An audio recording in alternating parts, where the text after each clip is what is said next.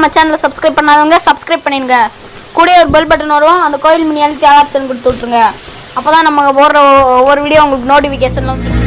கவிமகன் YouTube channel உறவுகளுக்கு என்னுடைய அன்பான வணக்கம். ராமாய ராமபத்ராய ராமச்சந்திராய வேதசே ரகுநாதாய நாதாய சீதாயாம் பதயே நமோ நமः. ஸ்ரீராம ராம ராமேதி ரமே ராமே மனோரமே சகஸ்ரநாம தத்துல்யம் ராம நாம வரானனே. இன்றைய சிந்தனையில் சர்க்கம் 117 பதிவிரதையின் தர்மம். முனிவர்கள் போன பின்னர் அது விஷயமாக பல தடவைகள் சிந்தனைகள் செய்து பல காரணங்களை கொண்டு இனிமேல் தானும் அவ்விடத்தில் வசிப்பது சரியல்ல என்று ராமன் எண்ணினார். நகரத்தார்களோடும் தாய்மார்களோடும் பரதன் இங்கே வந்து என்னை சந்தித்தான். அவர்களை பற்றிய நினைவு இடைவிடாமல் என்னை சோகத்தில் ஆழ்த்துகிறது. மகாத்மா பரதனுடைய பெரும்படை இங்கே தங்கியதால் யானை குதிரை முதலியவற்றின் சாணத்தால் இந்த புண்ணிய பூமி அசுத்தமாகி இருக்கிறது. அதனால் நாம் வேறொரு இடத்திற்கு சென்று விடுவோம் என்று தீர்மானித்த ராமன் சீதை லட்சுமணனோடு அங்கிருந்து புறப்பட்டார். பெரும் புகழ் கொண்ட அவர் அத்ரி முனிவரின் ஆசிரமத்தை அடைந்து அவரை வணங்கி நின்றார். பகவான் அத்ரியும் அவரை தன் புதல்வன் போலவே கருதி ஆசீர்வதித்தார். முனிவர் மிக நல்ல முறையில் தானே ராமனுக்கு உபச்சாரங்கள் செய்து லக்குவனையும் சீதையையும் வரவேற்று உபசரித்தார். அனைத்து பிராணிகளுக்கும் நன்மை செய்வதில் நோக்கம் கொண்டவரும் தர்மம் அறிந்தவருமான அவர் அப்போது அங்கு வந்து நின்று மரியாதைக்குரியவளும் முதியவளுமான தன் மனைவியை பார்த்து அன்பொழுக கூறினார்.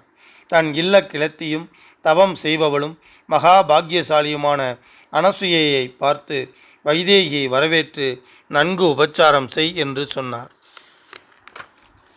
ராமனிடமும் தன் மனைவியும் தபஸ்வியுமான அவரை பற்றிய விவரங்களை கூறினார். ஒரு காலத்தில் 10 ஆண்டுகள் தொடர்ந்தாற்போல் மழை இல்லாததால் மக்கள் உணவிற்காக தவித்து போனார்கள். அப்போது கிழங்குகளும் கனிகளும் செய்தார். இவள் கடுமையான தவங்களை செய்தவள். கட்டுப்பாடான வாழ்க்கை முறையால் சிறப்பு பெற்றவள்.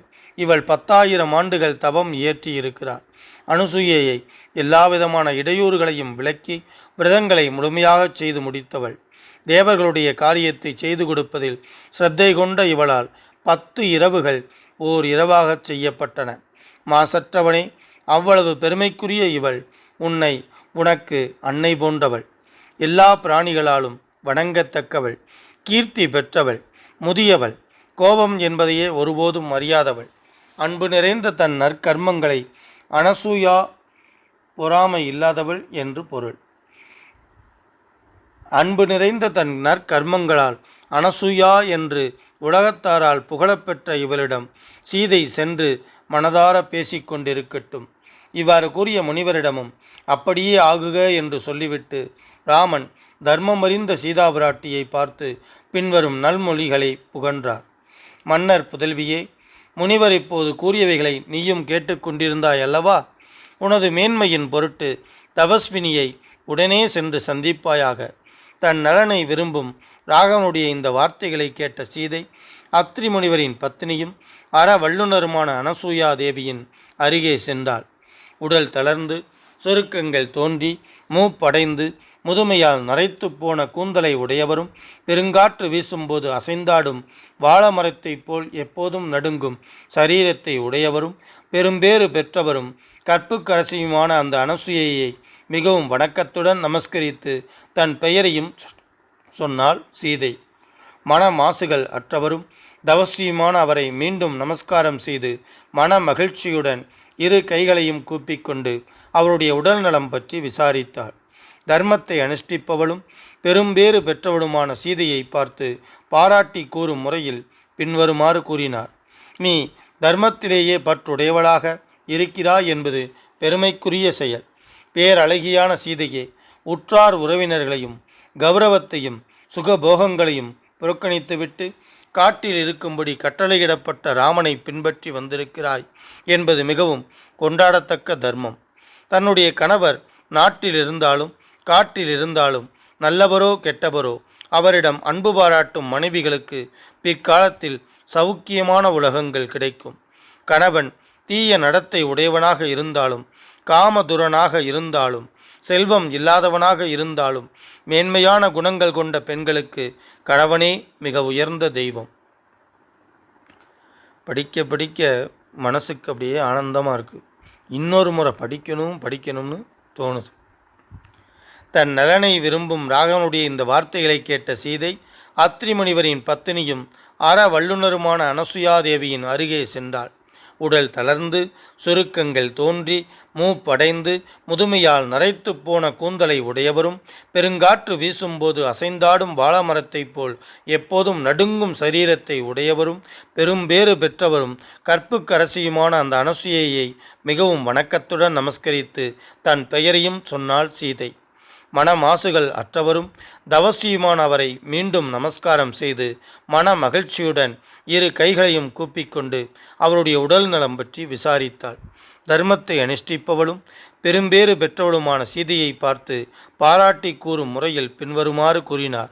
நீ தர்மத்திலேயே பற்றுடையவளாக இருக்கிறாய் என்பது பெருமைக்குரிய செயல். பேரழகியான சீதையே, உற்றார் உறவினர்களையும் கௌரவத்தையும் சுகபோகங்களையும் புறக்கணித்துவிட்டு காட்டில் இருக்கும்படி கட்டளையிடப்பட்ட ராமனை பின்பற்றி வந்திருக்கிறாய் என்பது மிகவும் கொண்டாடத்தக்க தர்மம். தன்னுடைய கணவர் நாட்டிலிருந்தாலும் காட்டிலிருந்தாலும் நல்லவரோ கெட்டவரோ அவரிடம் அன்பு பாராட்டும் மனைவிகளுக்கு பிற்காலத்தில் சௌக்கியமான உலகங்கள் கிடைக்கும். கணவன் தீய நடத்தை உடையவனாக இருந்தாலும் காமதுரனாக இருந்தாலும் செல்வம் இல்லாதவனாக இருந்தாலும் மேன்மையான குணங்கள் கொண்ட பெண்களுக்கு கணவனே மிக உயர்ந்த தெய்வம். வைதேகி, நான் தீவிரமாக சிந்தித்து பார்த்து விட்டேன். கணவரை விட நெருக்கமான ஒரு உறவை நான் காண்கிறேன்.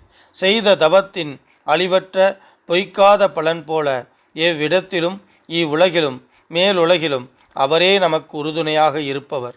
கணவனை அடக்கி ஆள்பவர்களும் காமத்தில் ஈடுபட்ட மனம் உடையவர்களான தீய ஒழுக்கமுடைய பெண்கள் நல்லது கெட்டதுகளை அறிய மாட்டார்கள். மைதிலி, இப்படிப்பட்ட பெண்கள் செய்யத்தகாத காரியங்களில் சிக்கிக்கொள்கிறார்கள். நேரான வழியிலிருந்து நழுவிச் சென்று இகழ்ச்சியை அடைகிறார்கள். வைதேகி, நான் தீவிரமாக சிந்தித்து பார்த்து விட்டேன். கணவரை விட நெருக்கமான ஒரு உறவை நான் காண்கிறேன். செய்த தவத்தின் அழிவற்ற பலன் போல் எவ்விடத்திலும் இவ்வுலகிலும் மேலுலகிலும் அவரே நமக்கு உறுதுணையாக இருப்பவர். கணவனை அடக்கி ஆள்பவர்களும் காமத்தில் ஈடுபட்ட மனம் உடையவர்களான தீய ஒழுக்கமுடைய பெண்கள் நல்லது கெட்டதுகளை அறிய மாட்டார்கள். மைதிலி, இப்படிப்பட்ட பெண்கள் செய்யத்தகாத காரியங்களில் சிக்கிக்கொள்கிறார்கள். நேரான வழியிலிருந்து வழிவிச் சென்று இகழ்ச்சியை அடைகிறார்கள். ஆனால் உன்னை போன்று உத்தம குணங்களோடு கூடிய பெண்மணிகள் உலகத்தில் உயர்வு தாழ்வுகளை உணர்ந்து கொண்டு கணவன் அனுஷ்டிக்கும் தர்ம காரியங்களில் அனுகூலமாக இருந்து புண்ணியத்தை ஏராளமாக சம்பாதித்தவர்கள் சென்றடையும் சொர்க்கத்தையே சென்றடைவார்கள். ஆகவே இதைப் போலவே கணவருக்கு பணிவிடை செய்வதில் ஆர்வத்துடன் இரு. கற்புடைய மாதர்களின் தர்மத்தை கடைப்பிடி. தன் கணவரின் தர்மானுஷ்டானங்களில் உறுதுணையாக இரு. அதனால் இவ்வுலகில் நற்புகழையும் பேணுலகங்களில் தர்மங்களின் பயனான சுக சௌக்கியங்களையும் அடைவாய் என்பது திண்ணம். ஸ்ரீமத் வால்மீகி ராமாயணம் அயோத்தியா காண்டத்தில் 117வது சர்க்கம் முற்றிற்று. முகில் வளாது பெய்க, மலை வளம் சுரக்க, மன்னன் கோன்முறை அரசு செய்க, குறைவில்லாதுயிர்கள் வாழ்க, நான் மறை அறங்கள் ஓங்க, நற்றவம் வேள்வி மல்க, மேன்மைகொள் சைவநீதி விளங்குக உலகமெல்லாம். ஸ்ரீமத் ராமாயணத்தை அனுதினமும் படிப்பதால் அனுதினமும் கேட்பதால் மனதிலும் செயலிலும் அமைதி உண்டாகும். இப்பூவுலக வாழ்வில் நிறைவு உண்டாகும். 7 தலைமுறைக்கும் மங்களம் உண்டாகும். ஸ்ரீமத் ராமாயணத்தை அனுதினமும் ஸ்ரத்தாபக்தியோடு இடைவிடாது சிந்திப்பவர்கள் பூரண சுகம் உடையவராக நோயற்ற தேகத்தோடு நன்மையையே அனுபவிப்பர். இறைவனின் அருளால் சிறு துன்பங்கள் கூட இல்லாமல் இன்பமுடையவராக வாழ்வர். மேலும் ஆயுள் விருத்தி அடைவார்கள். தன லாபம் பெறுவார்கள். பிரிந்த குடும்பம், பிரிந்த உறவுகள் ஒன்று சேரும்.